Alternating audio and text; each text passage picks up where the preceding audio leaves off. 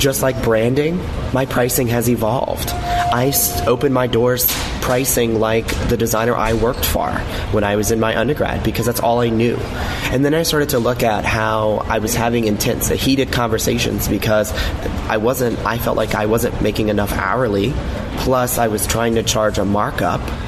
And then I started looking at the perception of a client doesn't want to pay you hourly and markup and administrative and all these components. And so I started to just really evaluate the anxiety and angst of, if I sent an invoice that had all these things, I was dreading what the response was going to be. Are you ready to learn how to grow your interior design business? Welcome to the lounge, the Chaise Lounge. So get comfortable, grab a glass of Cabernet, and let's talk the business of interior design. Now, here's your host, Nick May.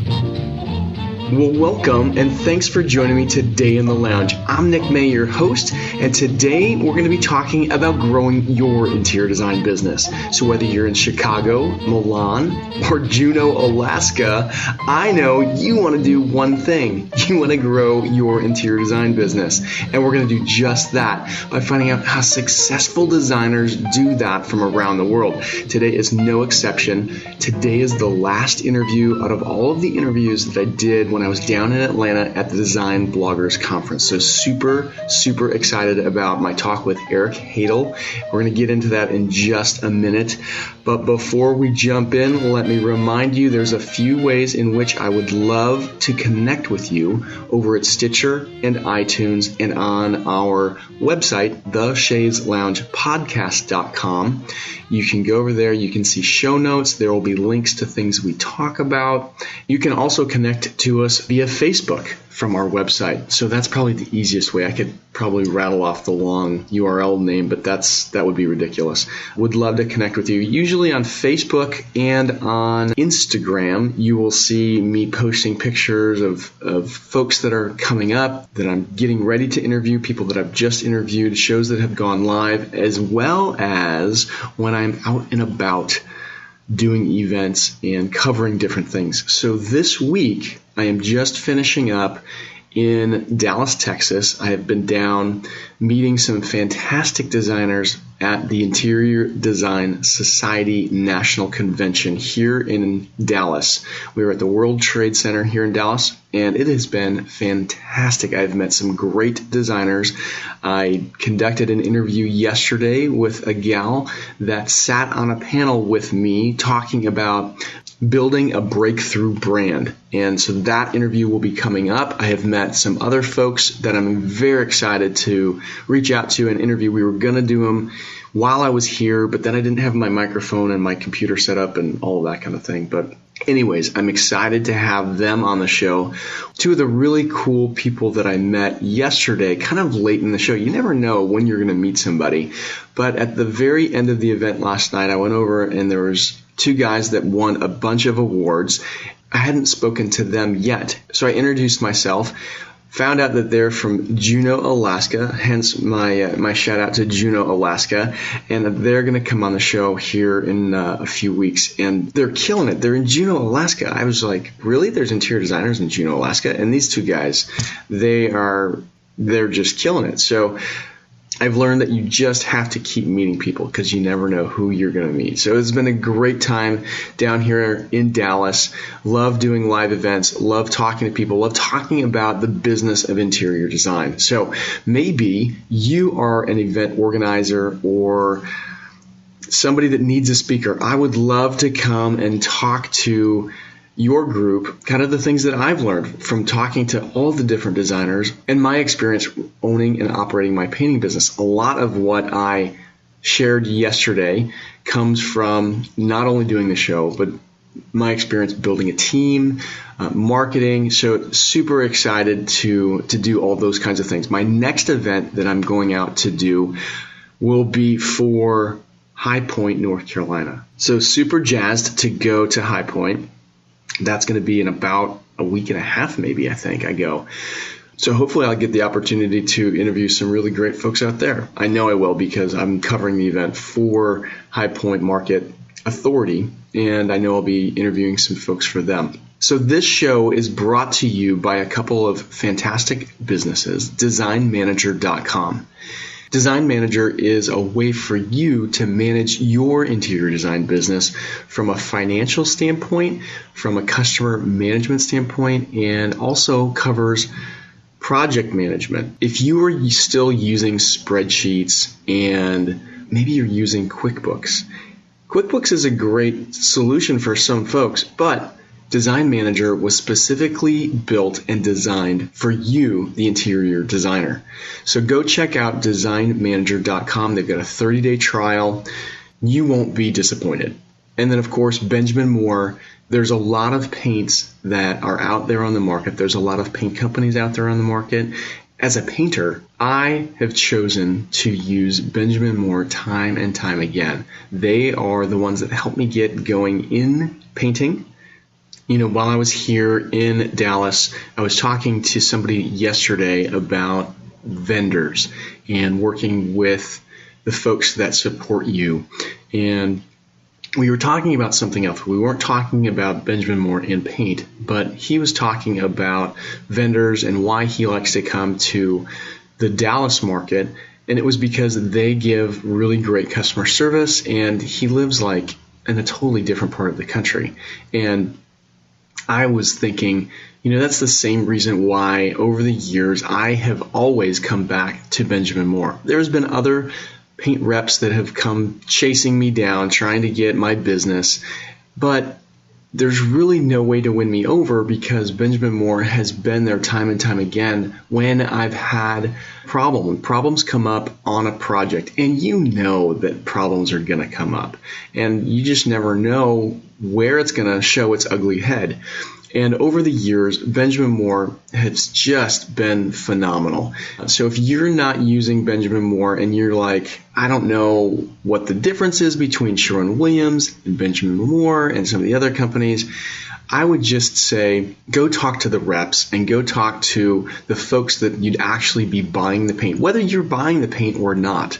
A lot of times the paint contractor is just doing it, but go to the source, go figure out where could the problems occur. I think you're just going to find that Benjamin Moore, the folks there, are going to support you and support your business just way above and beyond anybody else. At least that's been my experience. I buy a lot of paint. Well, I'm really excited about the interview that I did with Eric. And this interview, we get into some things that I have not been able to get into with other people. And people are always asking me to talk about money. And we go deep down inside the money conversation. Eric's going to share with you how much does he charge, in what markets, like that's how specific we get. So we have a lot of other things we talk about. We talk about branding and building the business and building a team.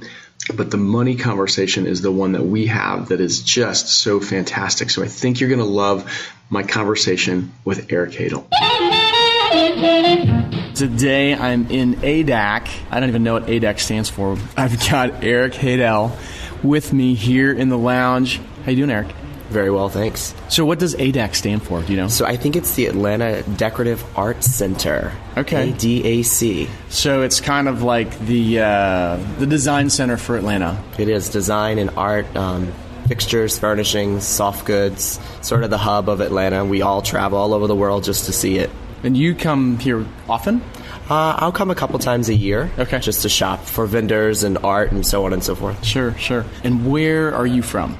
So originally I grew up in the bayous of Louisiana and escaped about 8 years ago. Escaped. I love that. To the northernmost part of ice and snow in the city of Boston. Boston. Okay. All right. And so we've been here at the Bloggers Conference. I know there's like 3 other titles. And you were the last speaker to present. And I must say you're one of the guys that actually presented that engaged me. And so I had to come and get your story. Great, thank you. Yeah, it's always tough to go last. Super nervous about it because either people are going to love me or they're going to hate me because they've had enough of 4 days. So it's always a challenge, but I'm delighted to hear that I engaged you at least my job was done. Well, not only did you do a good job, but you gave me M&Ms. And it was in the afternoon, and I was just like, oh my gosh, this guy, he's got me, because now I got some sugar in me, and it was well done. It was on brand. Like, it was so, I mean, that's what you were talking about. So let's get into that just a little bit. Sure. You were talking about color in your branding. What was your main points, I guess? Sure. Well, first of all, the main points with the M&M were to wake you up, but then also to communicate to you that when you were a child, you probably only had peanut or chocolate options of M&Ms, and there wasn't a blue M&M in it. I gave you all peanut butter M&Ms, and there were blue M&Ms in there. So they're a prime example of a company who was losing market share and needed to reinvent themselves, and so created a new color and a new flavor. And now they've increased their market share. And that's really part of what the message was yesterday, is that as business owners, whether it be in design or blogging or M&Ms, right, you need to constantly be reevaluating where you are in the marketplace, how you're presenting yourself, and how people are perceiving you. And obviously the relationship to color is huge. It's one of the main senses. And so how do people are attracted and adapt to color that we deal with every day as designers? Yeah, absolutely. So let's back up. It's been fun to interview people face-to-face, because I don't get to do that very often. So my normal shtick and the way I normally do it is totally out the window. But one of my favorite questions is beer, wine, or cocktail? Well, if you're like me, you're usually mixing them, which is not a good thing. Yes. Yeah. But I am typically a Chardonnay fan. I buy it by the case. Okay. All right. The other thing I like to ask is that when you are not working, where is your favorite place to go on vacation? Well, being in Boston, I have had to find that discovery in my life, and that's really Cape Cod. So driving down 3 hours, most of my friends take the boat right over. They're there in 90 minutes, and I insist that part of that vacation experience is that 3-hour drive to the tip of the Cape in Provincetown. And then I have a share there, and I can just get away and be at one with beautiful, beautiful landscape and light and beach. Awesome. Love that. So we talked a little bit. You didn't start out on this interior design road from the get-go. I did not. So what did you originally go to school for? So originally I went to school for communications, journalism and public relations. I was convinced that I was going to save, some crazy company from an oil spill, or I was going to reinvent an entire brand one day. And I quickly learned that that's not what I wanted to do. I wasn't that passionate about that specific area of business. So politics was more my chess game to play. And so first job right out of the chute, I was hired to work on the finance fundraising team for a U.S. senator who was coming off of a substantial scandal in his career. And he was going to be up for re-election very shortly. We knew there would be some challenge. And so at a bright young age of 21 and a half, I got the chance of a lifetime and strapped up and said, let's do this, and helped reinvent and fundraise. And we left him with a substantial amount of money in a short amount of time, and rebranded him to be reelected at one of the highest percentages of popularity he had ever seen. That's awesome. So a great adventure. So how long did you do that? So I was only in fundraising for about 2 years in the political side. Moving up to Massachusetts, had the opportunity to work for another candidate. In 2008, the world came crashing down, and everyone went in different directions on every level. So that was sort of the end of it at that point. All right. So, and what made you think, hey, this political thing isn't for me? I'm not 100% sure, because I am involved now with interior design legislation, and I'm responsible for hiring and supervising our lobbying team. So I think I'm still doing politics, but okay. I think to benefit our side of the industry now, instead of benefiting one individual for elections. So right. I think I'm still there, and there are days that I really miss it, but at the same time, I'm pretty confident in saying that it couldn't be a full-time, everyday position anymore. Right. But then you transitioned into interior design. How did that happen? I did. I joke all the time and say I had a midlife crisis at 23. Love it. I just hope numerically it's not midlife. Exactly. I was literally on the sofa watching snowfall with a kitten that I had just gotten, crying my eyes out. My roommate at the time came home to me and said, I've had enough of this. You are going to pull your life together, and I signed you up for design classes. You start school next week. And I said, what? And he said That's to me, hilarious. You worked for an interior designer while you were in undergrad. And I laughed. I said, yeah, but I didn't think it was a real job. It was too much fun, and it wasn't a real job. Too much fun. And he said, but you're good at it, and people like you, and so you start next week. Here's money for your supplies, and you start next week. I don't want to hear anything about it. That really opened the door. I'm a firm believer that it's the people who push you in your most vulnerable times that really just throw you out there. Right. And it's been an amazing ride these past 7-8 years, going to design school and opening a business. And I always tell people the second caveat to that is I opened a business with $500 and a dream. And we are 7 years later, and I still have $500 and a dream, but we're still pushing forward. Just keep pushing. Just keep pushing. So you went to school. Where'd you go to school? The Boston Architectural College, which is located on Newberry Street in Boston. Was that a 2-year process? How long did that take? No, so the master's program there is 4 to 5 years. So it's a pretty intensive process. We start out with a solid year and a half of architectural foundation. So I'm first trained with architects and landscape architects and design studies. So looking at it from a broader perspective, not only understanding what is happening inside the building, but outside the building and in the walls of a building, which is my favorite part of design, actually. And then we're also required to work and earn practice credit hours at the same time.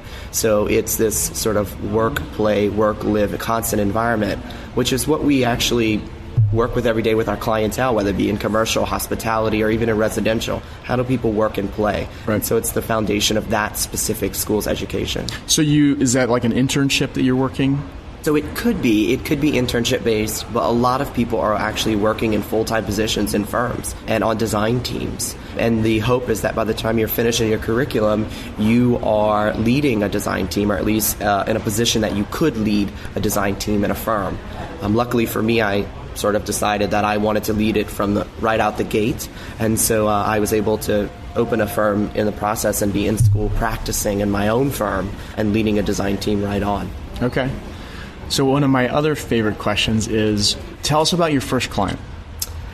Well, my first client is probably one of my dearest friends. People always say, family and friends, you shouldn't take them as clients. And I would agree with this, and especially with this case, because she, still to this day, she is constantly giving me the guilt trip about something that she needs done or something she needs corrected. And while I love her dearly and I wouldn't trade our friendship for the world, there is that overlap sometimes that, I was your first, and you need to always think about me.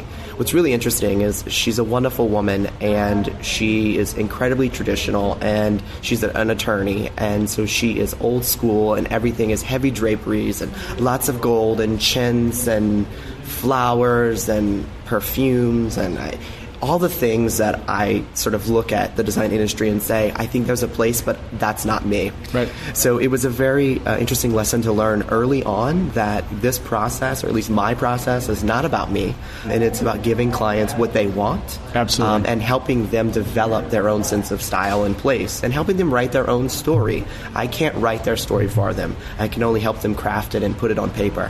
So it was a huge learning lesson very early on with her. Yeah, I think that's a huge lesson that we have to learn in business, whether you're an interior designer or a paint contractor or whatever, but it's figuring out, what does the customer want? How do we get them there? And sometimes they don't know exactly what they want, and so it's not always a linear path and straight and narrow. It's sometimes we go over here and then we go over there, but we've got to figure that out. I'll never forget when I learned that lesson with one of my clients. I used to do paint, colors, and design for my clients when we were a little bit smaller. And I had this gal, and I'm walking through this house, and I'm thinking, how am I ever going to come up with a color scheme for this lady? She's Southwest, everything, and it's just like, it is Southwest. And I get down, I go to present, and I'm almost like closing my eyes going, okay, these are the colors I think you're going to like. And it was pink on pink on pink. And wow. And it was, but she just went nuts and just loved it. And it just taught me that it's not about me. I'm not the one living there. I need to make them happy. She, was like, I would have never put these together, but oh my gosh, it just brings everything together, I think it's an interesting lesson. My mother would be so proud that I'm saying this. Every good Southern mother loves to hear when we repeat what they say. Yeah. But I think there's an ounce of humility that we have to have in our practice. And sometimes that's almost a taboo word, right? Because, we want to make it all about ourselves and all about our egos. And don't get me wrong. Interior designers? Are you kidding? Exactly. Don't get me wrong. I have my fair share. If you log onto my website, you'll see my picture's the first all thing about that comes you. up. Yes. So, but when we deal with those clients, it's learning that sometimes you have to pull your own ego out of it and what your own preferences are. Yeah. Because, as I tell every client, at the end of the day, if you don't like it, I'm leaving. You have to live in it, and you're going to talk. I'm leaving. I like that. You're going to talk bad about me. So. I mean, I'm not going to be here. Right. I'm not living in it every day. Yeah. So we have to find that medium ground that you're going to love it and you're going to talk positively about it. Absolutely. And that's what boosts my ego. Right. All right. So we're going to fast forward up to present day now. Sure. So give us a little sense of your firm. Like, how do you have people that work for you? Yep. So I have a wonderful staff of 3, myself included. I am always a firm believer. Me, myself, and I? Me, myself, and I. No. I have 2 outstanding women who work in my office who I could not function without at all. And they know that. And so I'm always excited to share with them my venture. Going back to my mother's story, she always said that behind a seemingly strong man is an even stronger woman. And I'm going to tell you what, I think I have found those too, because they keep me in check and they love doing that. But we do about 60% residential. We do some hospitality work, so hotel design, boutique hotel design. And then we also do some commercial that sort of skirts hospitality residential, so multi-use, so commercial residential, so lobbies, hallways, elevator shafts, those kinds of things. We stay away from anything hardcore commercial or healthcare design, but anything in the hospitality market, so a lobby that we interact with. Again, it's about where people are, and so that's the part of design we enjoy. So we're sitting in a space here that's a lobby. What is the first thing you would change? Well, everything. Besides everything. I was just going to say besides everything. What's the first thing? Well, what's interesting is we commented on this when we walked in, that there's this really cool, spacecraft-looking desk that probably was amazing in 1983 when Julia Sugarbaker was coming to AJAC. But I tell you, I would probably keep it. We would just lacquer it in this amazing color. Maybe the rust down at the bottom. Rust down at the bottom. Get rid of that. Really. But the reality is we would just repurpose. I believe also that in our design practice. Right. We do have a little sustainability as part of our initiatives, as we should. I agree. Right. So we would definitely keep that, and everything else, though, I think could be modeled after that move in that direction. It's definitely about, and when you're designing these spaces, it's about making sure that people can gather comfortably. Nothing is more uncomfortable than having to sit at an angle and really turn your entire body. Circles become our friends, and lobby setups and multi-layers of conversation can happen in those types of designs. And so that's what we look for in spaces like this. Yeah. So back to your business. Sure. Tell us about the first time you hired somebody. So you have 2 amazing ladies that work for you. Tell us about when you didn't always start that way. Right. There's some rocky roads. Let's go back to that time. Yeah. So I'm a firm believer, and as I shared with you in conversation, that our students really are our future. And so I think it's an amazing opportunity when we can hire and bring them on board and help them sort of be engaged in our process, and they engage us in their process. And so early on, I brought a student on that she was younger as far as class schedule in grad school, and I brought her on, and it was really great. I learned a lot immediately about managing a flexible schedule, right? I had only managed my own schedule in this setting, and so managing her schedule, with school and personal life into what I was trying to accomplish. And I think it was a great learning experience, and I chat with lots of older, or should I say seasoned designers. I hate to refer to them as old. Some spring chickens. And encourage them that you can learn a lot from a new vision and a new perspective. And so for me, it was a huge learning experience. And then came the second student, and that unfortunately did not work out to the best of its ability. I mean, there was a lot of personal drama that got brought into it, and I didn't want to hear about the boyfriend and the fight you had last night and the spaghetti that got burnt, right? I mean, so it's definitely a learning experience that sometimes we open ourselves to these adventures, quote unquote, with these young people, but at the same time we learn so much about ourselves and our ability to manage and our ability to build expectation. and follow through with either our expectation or their expectation. So what did you have that first person do? Like a lot of our listeners, they're sole practitioners. They have a little bit more work than they can handle, but they're so afraid of bringing somebody on. What would they do? How do I pay them? Bring us back to how did you kind of navigate through those waters? Sure. So from a pragmatic side, when you are hiring someone, obviously each state is a little bit different in how they govern, but the way to potentially do that, and refer to your accountant on this, full disclaimer, is that you can start them out in a contract standpoint where you can look and evaluate, what's your minimum wage in your state? What are firms paying students, or junior designers, or internship designers? And even at a small level, we started our interns out at $12 an hour. And for a student who is waiting tables making $3 an hour, that's a really good professional wage to make. And some firms pay up to $16 an hour. We started at 12, and then it depends on the city. It depends on the city, Sure. and as they grow, we grow with them. So then there's incentive. So that's sort of the pragmatic side of hiring someone. The second is I sort of outline with them in a more collaborative approach, what do you want to learn? I think one of the big successes in business is understanding the value of everyone who's at your table. And one of the greatest failures in business is that we don't ask our employees, our potential prospectives, what do you want to learn? Because at the end of the day, they have their goals and we have ours. And what makes a successful relationship is that we work together to achieve those goals. And I had the first woman who worked with me, she wanted to be more involved in the construction side of the project, that which is really she felt that was her strength. And so it saved me time and money to have her go out to the site and work with the plumber who had questions about reading my plans, and working with the tiler who needed to make sure that all the seams were in appropriate place. So I was able to use her in a way that she was successful. It saved me time and money because the client doesn't want to pay me my hourly wage to go and do that, and I'm also taking away from other projects going on. So that's just one of the examples that she worked on. She was also incredibly passionate about rendering, and while I did a lot of and I continue to do my own hand drawing, she loved doing it on the computer and in Revit. And so in some projects it really made sense to just let her run with it. And so some of those things were aligned with her goals, and she walked away and was able to have enough skill in both construction management and in her rendering skills that she was able to go on to a very large firm and immediately start as a junior project manager.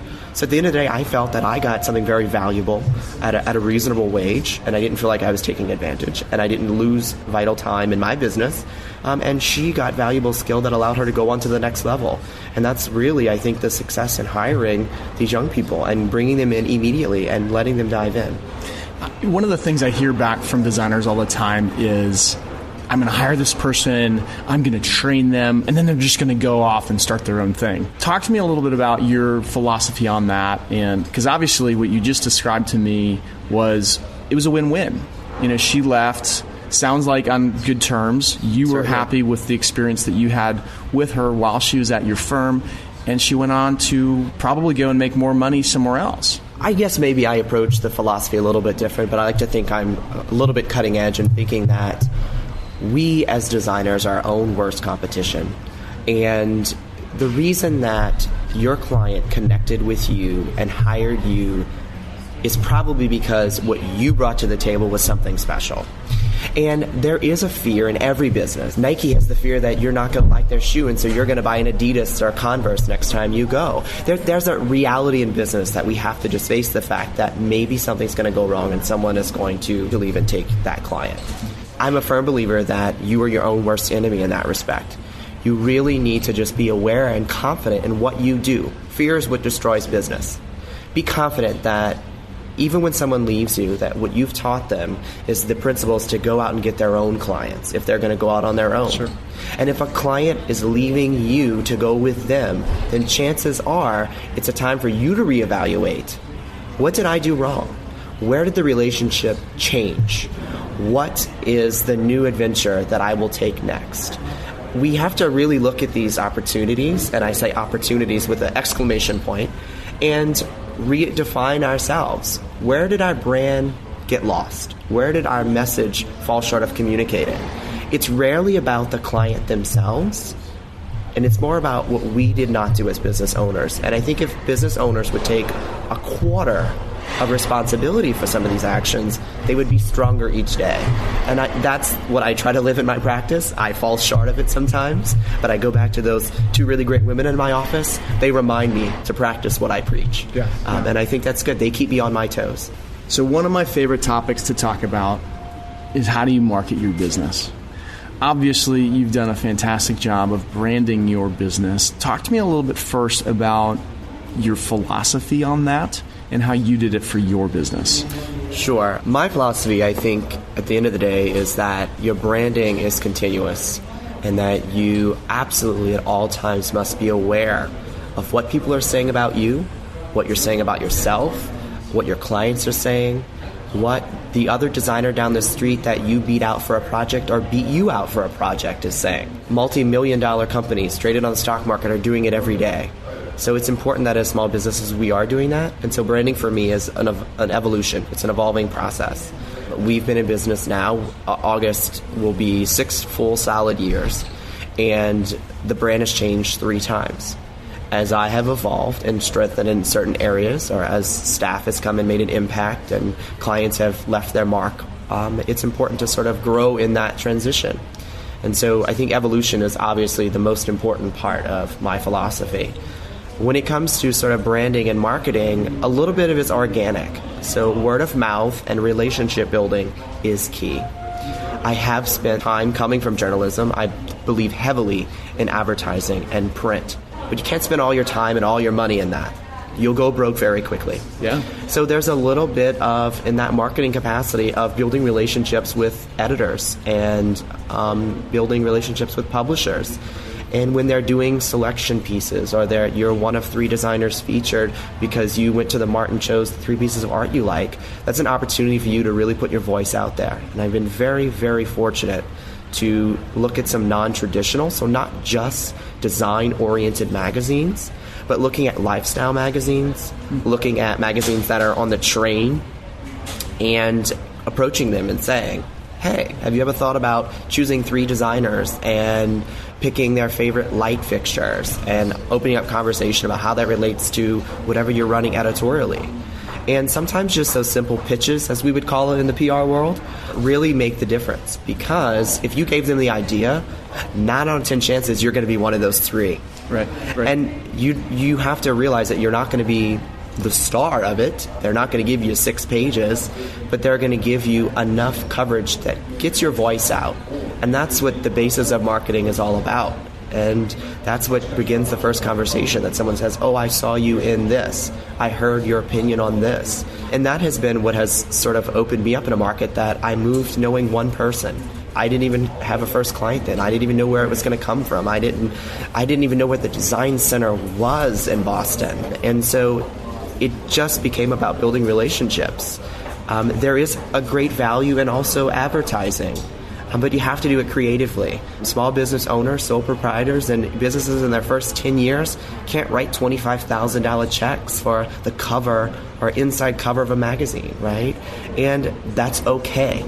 If that's something you aspire to, you put it in your marketing plan for year 15 in hopes that if you can do it before then you're doing a lot better than most. And celebrate that.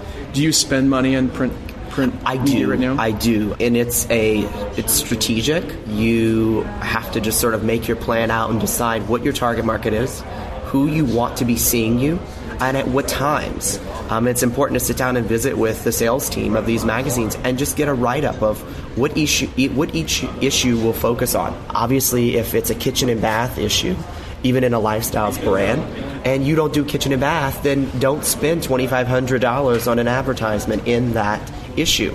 Your target market is constantly changing. So it's important to understand what the editorial content is going to be. Non-traditional magazines, such as one that I have a great relationship with in Boston, that has launched lots of conversations for us and even featured our launch of our rug line last week, engages us on a much different level. And so we look at them and we look at all their advertising pieces, which are Cartier and Neiman Marcus and some of those really high-end brands. And so we look at how are they selling their message. And so using an advertisement of a pretty room is not what's attracting people to our ad in their publication. But looking at it from a much more creative, one piece, one focal point in a black and white environment, just as they would sell a diamond, really helps know that the money we've invested in that publication is being seen. And so it's understanding the strategy of not only what you want out of your marketing, but also what they want out of their marketing. Mm-hmm. Do you then track all of your marketing? We do. Where your leads come from? We do. And the good thing about when you do paid advertisement, that's one of the things you're paying for. That's one of the ROI investments, right? Which is a growing buzzword in our industry. So return on investment is huge. And that's what these teams do, is they pull your analytics for you. They understand how many people would have seen it, especially in a digital sense. Everything that's in print is also being put in digital now. And so they're able to track all of it and tell you that, they have 50,000 readers that picked up their publication at the front door of Neiman Marcus, or they sent out 20,000 copies to every high-rise building in downtown Boston. And that's valuable information because it lets you know where your prospect of pool is coming from and lets you know what your message should be and what these people are buying and how your brand can reflect that. Yeah. So one of the topics that I've talked to several people this week about is pricing. It seems to be a little bit of a taboo subject in the industry. How do you price? And it also seems to be kind of a moving target. It's like it's constantly changing. It's constantly, people don't know how to define it. It's kind of a dark art kind of deal. What do you do as far as pricing and communicating with? You got to get paid for this. Sure. That's why we do it. Right. This is a job. This isn't like I'm doing it because I love design. While you do, but ultimately we got to get paid. Absolutely. Well, first of all, thank you for engaging in this conversation. I really wish that we as a design industry would be having these, quote, difficult talks. Growing up, I never talked money with my family, let alone opening a business and having to talk money with my clients. And I think I'm in the boat as many designers are. Just like branding, my pricing has evolved. I opened my doors pricing like the designer I worked for when I was in my undergrad because that's all I knew. And then I started to look at how I was having intense, heated conversations because I felt like I wasn't making enough hourly, plus I was trying to charge a markup. And then I started looking at the perception of a client doesn't want to pay you hourly and markup and administrative and all these components. And so I started to just really evaluate the anxiety and angst of if I sent an invoice that had all these things, I was dreading what the response was going to be versus really being transparent. And so that was the very first lesson I learned in my own practice is transparency is key in all levels. And it took me losing a pretty significant job to the tune of $140,000 in expected revenue in year 3 to realize that had I been more transparent with them and forced them to be transparent with me and what their expectations were, the money talk would not have had to happen. And so I sort of use this as a huge teaching lesson for the industry because I don't want anyone else to go through losing that kind of money. Right. A small business, that's death, really, in a lot of cases. And so that was a huge reevaluation of going back to my contract. I think even before we get into pricing, a contract needs to be clear. There's nothing wrong with a 6-page contract as long as it states all the intentions that you have and the expectations that a client should have, and you can engage in conversation. I know a lot of designers that are flat fee based, and that's all they charge, flat fee up front. And I think that's a very valuable way to price. For us, we have a combination at this point. Every client's a little bit different. We have an hourly rate that's charged, but I always require a design retainer up front at 100%. And that's based on the overall scope. I'll sort of be very candid and tell you that it's a minimum of $2,300 for me to work with you. That's 100% up front, $2,300. It goes towards the hourly rate and administrative time that we work, but that's the first conversation we're going to have. And do you charge a different rate from an administrative point to the design? I do. So obviously I need to account for everyone who's working in my office. Yep. As principal, I have a rate, and then obviously it's the larger rate because I'm the visionary and I'm looking at it from a larger perspective. I have have an administrative rate, which is much less. We have a rate for junior designers, a rate for if we're in the field. If I'm on site doing certain things, if I'm supervising the painter, which I've had to do before, obviously they're not going to be charged my hourly rate in the office because I'm designing, and that's coming out of my mind versus standing there and watching.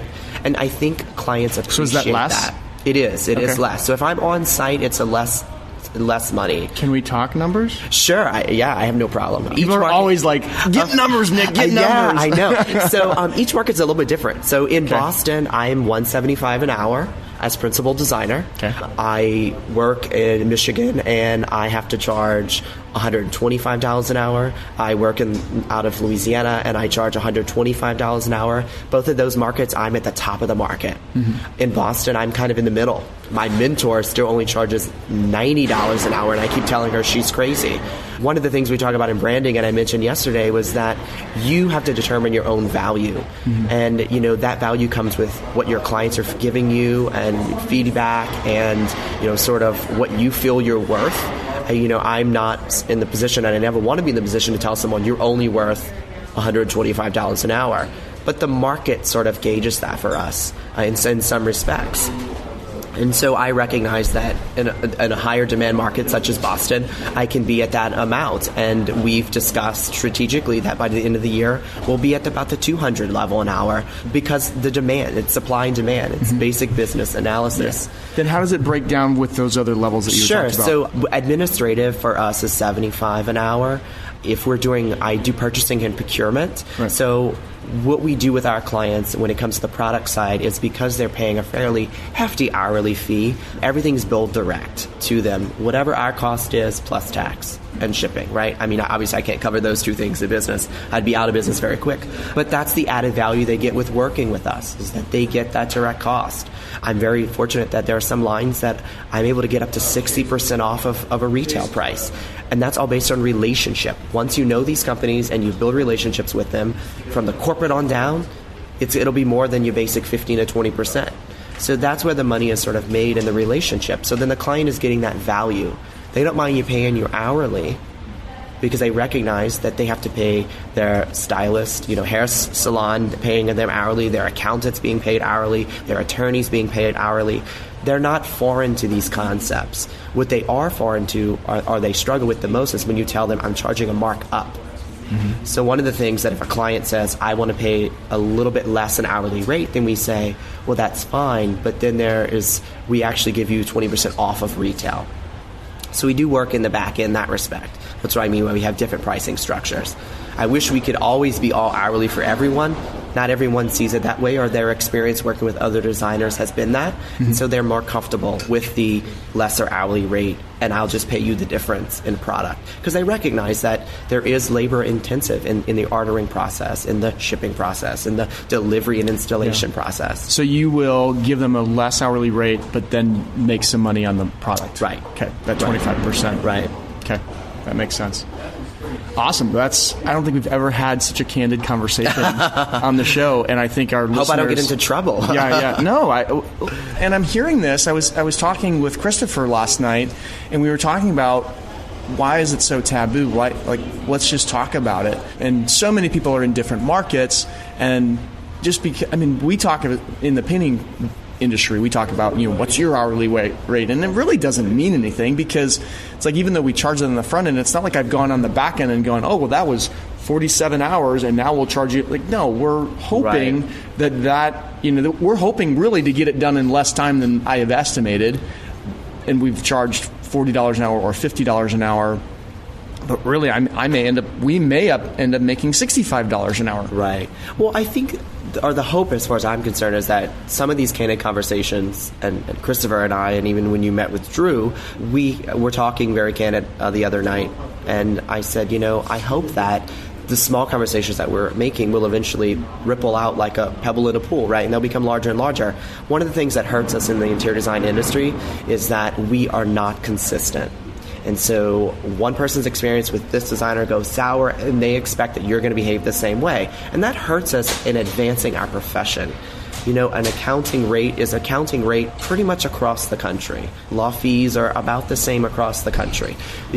Medical fees, when you pay your doctor, your premium rates are the same across the country. And so when we want to legitimize ourselves as a profession and be seen as professionals, which we are, we have to have these conversations. And we have to be, we can't always be on the same page, but if we can closely be in the same book, then we can write a better story for our profession. Right. And right now, for many of us, we're not even in the same library of sorts because we're all over the place. Well, and I love that you talk about that you've realized and recognized that there are different rates. Like, I shouldn't be charging somebody the same thing for my design time as the gals in the office that are doing project or product procurement. And I think that's where customers are like looking at these rates and they're going, all right, you charged me $150 an hour to go shopping or to go down and watch the painter paint or, all that kind of stuff. Right. So I love that you're being transparent and you're letting them know this. And that's where I feel like that breakdown happens so often when I'm talking, because I have lots of these conversations.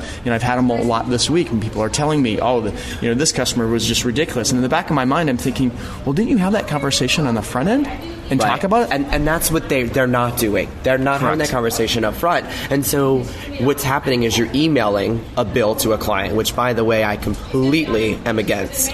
All of my clients get hard copy invoices. And if once they've received the invoice that they want an emailed copy, we'll email it out. But maybe it makes me a little old-fashioned, but it's tactile. And then they see it in front of them. Most of our tradespeople still handwrite their bills. And that's why they don't question the plumber when he gives them a $10,000 bill and your mouth is on the floor because you're like, but you screamed at me when I gave you a $1,300 bill. The difference is that there is something tactile they can hold, and they feel that they're in control of it, that if there's a question, they can bring that paper to you and sit down and have a conversation. Right. It's perception. It's absolutely perception. And so the conversations aren't having, and we're trying to shortcut because we think it saves time, and we want to just build in one hourly rate because it makes this easy for us. Well, it's all about customer experience. We've talked about that immensely here at Design Bloggers Conference, about it is customer experience and how do you want to be treated? How would you like to get your receipt when you leave Target? You want to see it so you can look over it, so it's appeared itemized. That's the other thing by doing the various rates, is it forces us to itemize and to tell the client, my value is $75 because you made me sit and watch a painter. Yes, I might have been chatting with you, might have been having wine, but you still required me to be there to watch him and to answer questions. That doesn't really warrant a $175 fee. So I look at that, and the client looks at that as, that's added value. And we want that, and everyone wants that, right? No matter where you go. Right. As you're talking about all of this, one of the things that I'm thinking about is, do you go into a project on the front end and say, okay, my design fee for the project scope is this, and then anything beyond that is hourly? Or is it from the get-go, we're going to figure out how long it takes as we go? So going back to there are multiple, we do multiple ways. Some clients want sort of an hourly estimate up front, and we sort of build a design retainer based off of that and sort of that requirement. That's just how they choose to operate. If it would be up to me, I would say, this is the design fee. This is what it costs for us to procure this design.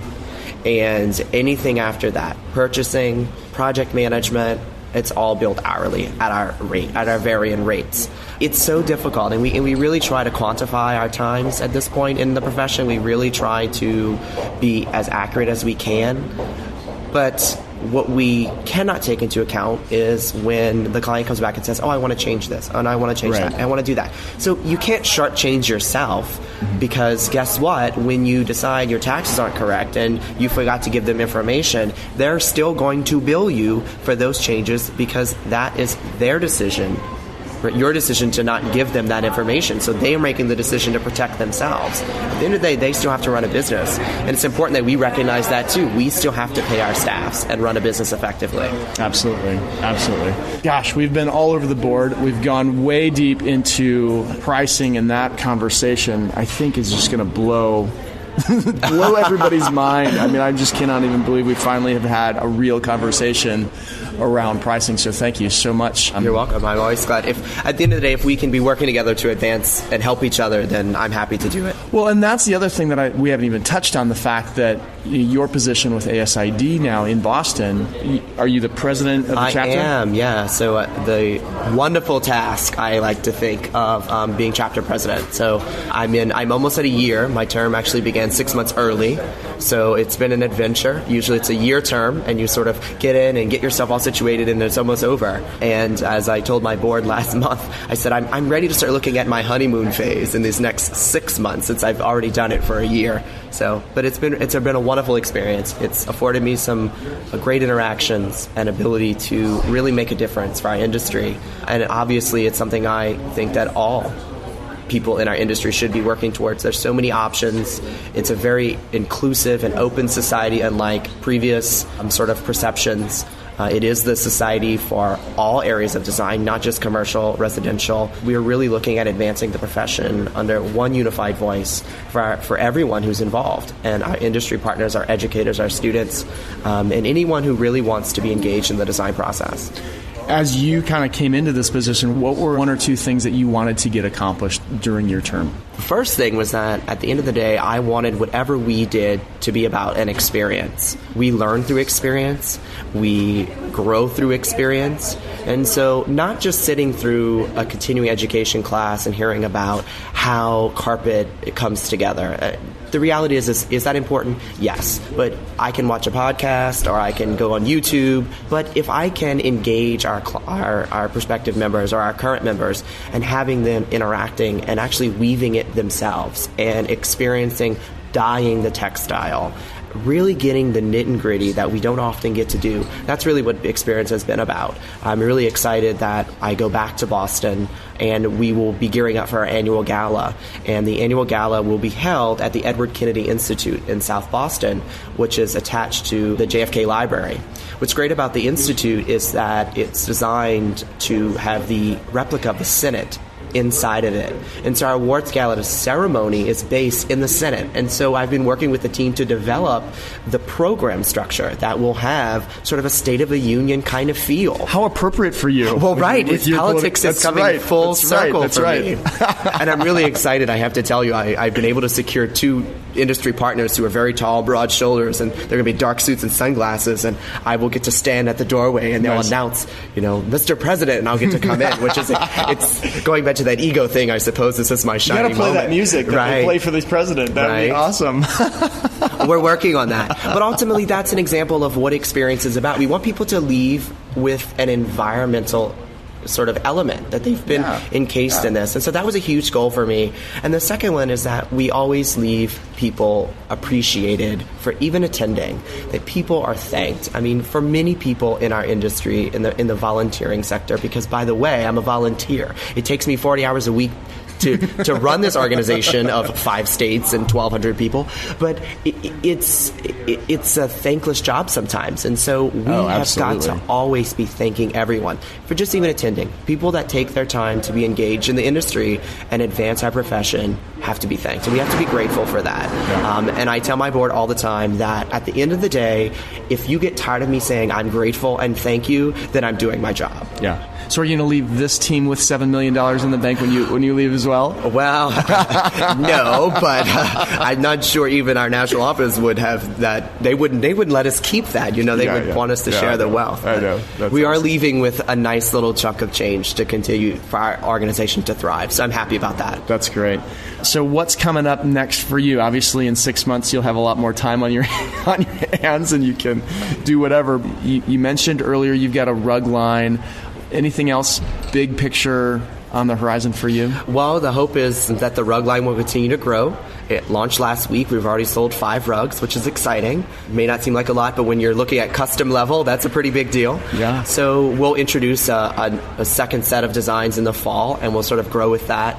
The plan is that we'll start traveling, so I'll come to back to Atlanta here in January to the rug market, America's Martin ADAC, and be showcasing the rug line, and then hopefully move into other soft goods with it. The designs are proprietary to to our brand, and so we'll look in some bedding and other textiles, and we'll see where it takes us. At the end of the day, I hope that you'll be able to look back and say, I knew him, I sat with him. That's right. I knew him when. And then we'll have another conversation about how business has expanded. I hope that we'll continue to do this. That'll be to grow with the conversation. So that's the big picture, is we'll continue to grow the business and move into that element of design and continue to spread our message of branding and business and advancing our profession. Awesome. Well, Eric, thank you so much for coming on the show with me. As it looks like another session has gotten out, and we should probably wrap up, but how can folks connect with you if they've got questions or just want to see what else you're up to? Sure. Well, the easiest way, even when I'm going on a date, I say, just Google me. So you can Google me. Instagram is always a really great place to connect.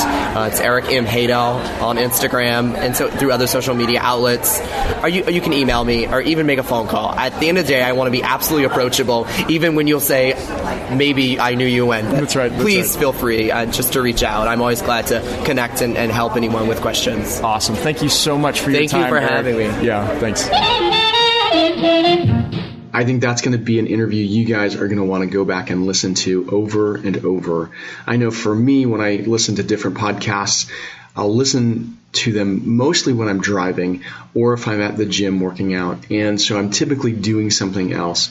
And every once in a while, I will run into a show or an episode of something that I listen to, and it kind of knocks my socks off, and I've got to go back and listen to it again. And I think this is going to be definitely one of those episodes in the Chaise Lounge that you're going to want to go back and listen to over and over, maybe. So I forgot to tell you at the beginning of the show, the audio today might not be fantastic. I'm actually sitting in my hotel in Dallas, and sometimes I can't tell how the audio is going to come out. When I'm recording it, it sounds okay. Then I listen back, and it's like, it's a little sketchy. So next week I'll be back in the studio, and hopefully we'll get a little bit better audio on the ins and outs at least. So hopefully that's okay. But I really just wanted to make sure I could get the episode out so that it would be in the feed early in the week. Again, let me remind you, you can connect with me at thechaiseloungepodcast.com, as well as I would love your reviews in iTunes. I know that there's probably going to be some new listeners, maybe some folks I've met here in Dallas, and please go over to iTunes and give me a review. And if you don't know how to do that, you can go to my Facebook page and you'll see in the videos a tutorial on how to leave an iTunes review. So thanks for joining me today in the lounge. I'm Nick May, your host, reminding you to keep dreaming big and keep designing a great design business. See ya.